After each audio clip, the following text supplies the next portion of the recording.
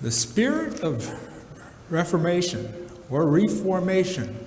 Jesus says today that the spirit that continues to move through the people of faith, it starts with a fundamental understanding of the truth. The truth. And he says if you understand the truth will set you free. If you understand it, it means that not only do you get it intellectually, you live it out. Because to understand the truth means a full body, full spiritual experience that extends to all aspects of life. The truth. The truth will set you free. Well, what is the truth, my friends? What is the truth that Jesus speaks of? The truth is the peace. The peace that surpasses all understanding. The peace that is best described and explained through shalom. The peace that extends to each person contextually is that love of God for every time and every place and every season that extends and moves and heals and unites. It begins with an understanding of the truth. And if we do understand the truth, if we understand the importance of shalom and how critical it is to our existence and how we move the faith forward, we will then understand as well where we stand in the midst of this understanding. How far have we drifted from the truth? Individually, collectively? It's a true north. It's an orientation that we try to stay on the beam, but sometimes we drift away. The importance of coming back to church, the importance about being a community of God is that we have that opportunity to explore this in a way that allows us the freedom of truth. The truth applies to everything. There is nothing that the truth does not apply to. Unless, of course, it's illegal, immoral, unethical, but anything else, the truth applies to everything. Now, this spirit of Reformation will start by looking but looking at Jesus. Certainly there were prophets that preceded Jesus, that fed Jesus, that helped Jesus understand the truth and the difference and the distance between truth and reality in Palestine throughout the years. But Jesus understands as he grows up as a young boy, he learns about Torah, he understands the law, and he begins to recognize that the law that he understands is not like the law that's being applied in Palestine. Because if it were, there would not be this kind of poverty. There would not be people in power that would exploit people. It just wouldn't exist. So Jesus, the great reformer, begins to breathe life into the Torah. He begins to understand and help people understand the possibilities that are present if, in fact, we follow God's hopes and dreams for us. He says to his disciples, "You think I come to unite the world, but I tell you the truth. I'm not uniting the world. I will be dividing the world." The fact of the matter is there are a lot of people that like to hold on to their sterile traditions, thinking that they're connected with my Father. There are others who have been sparked by this truth that will begin to move away. This combination of events will create a great deal of unrest. But it's something that must be done. Jesus divides the world. He stirs things up. He knows from the very first day of his ministry that that is in fact what he would do, and he realizes from the first day of his ministry that he would in fact die on a cross. He understood the law. Not only the law of Taurus, but the law of the land. The law of the land that was controlled by Rome. The law of the land that said by Rome, if you disturb the peace, what happens? You get crucified.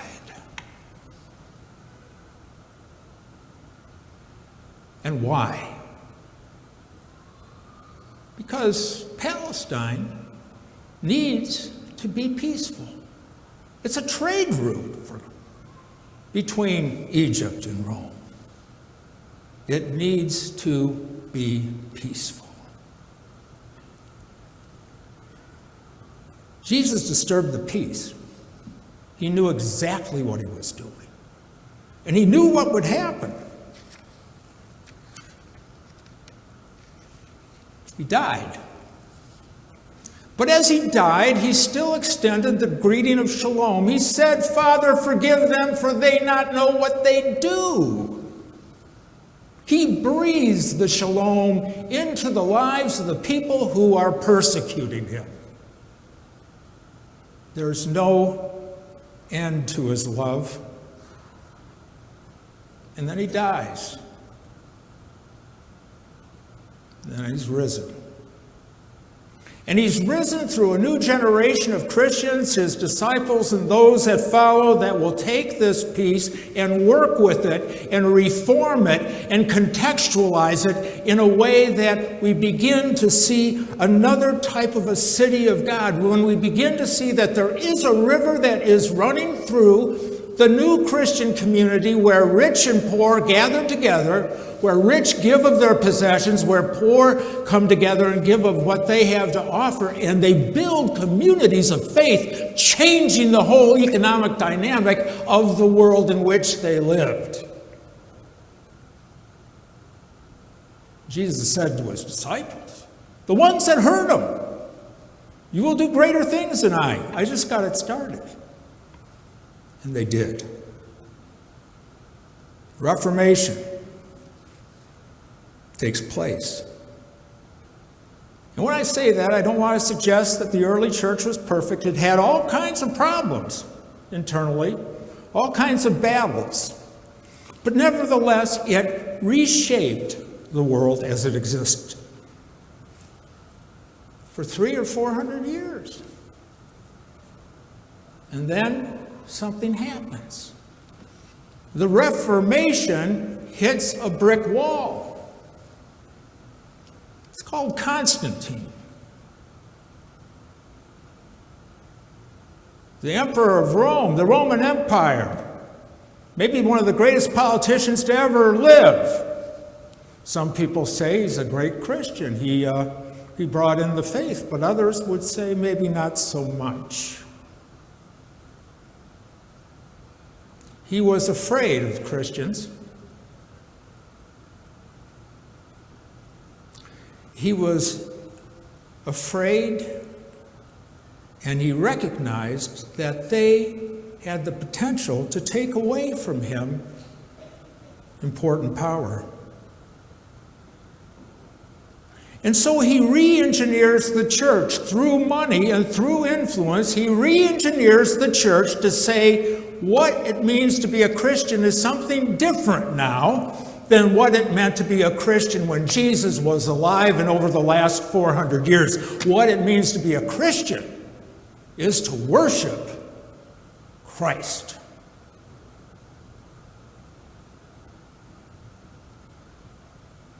And so, great cathedrals are built. The worship begins. The altar is the centerpiece. The priest, the altar, the church, the structure. This is Christianity. But where is Jesus? Are we out there in the world following him? You see, if I'm Caesar if I'm Constantine. I'm just fine with you worshiping in a space of your own. But don't get out there and muck around with my world. You can worship till the cows come home. This is Luther's challenge. Constantine's fear is Luther's challenge, you see. He was brought up in that church, Constantine's church. But something was missing. The people were focused on the altar and they weren't focused on the world around them. They were not given the tools to become the hands and feet of God.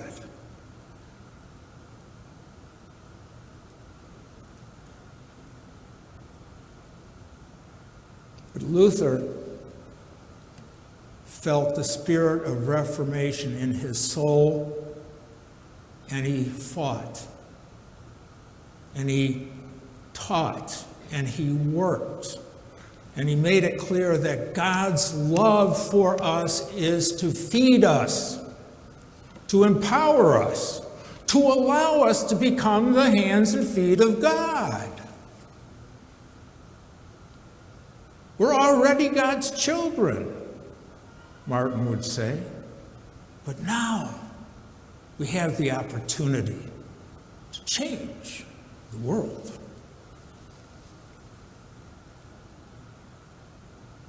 Luther makes it clear that everything is God's.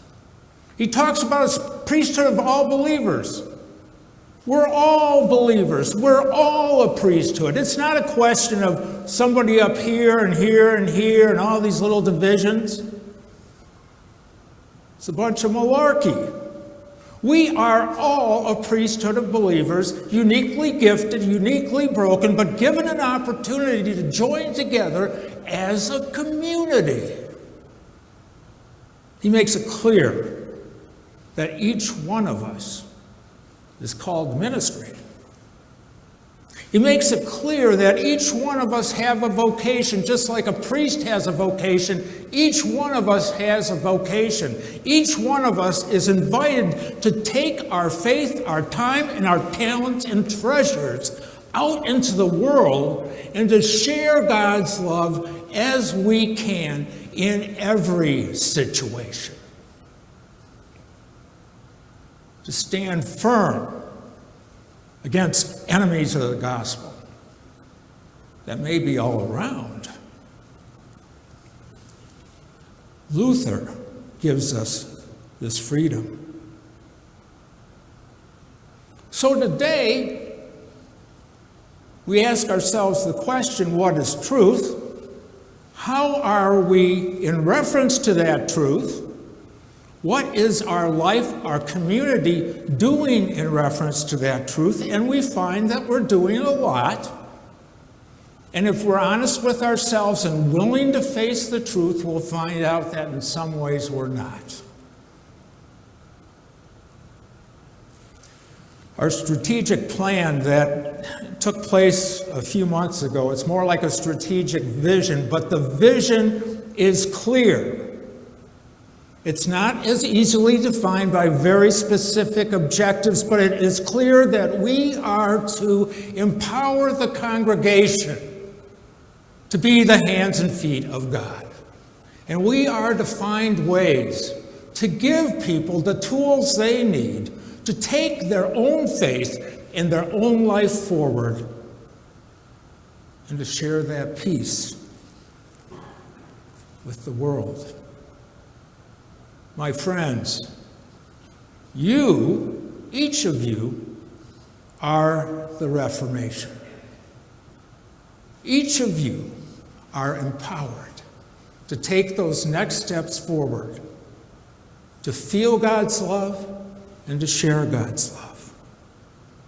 And as we do, we will know that the truth has set us free.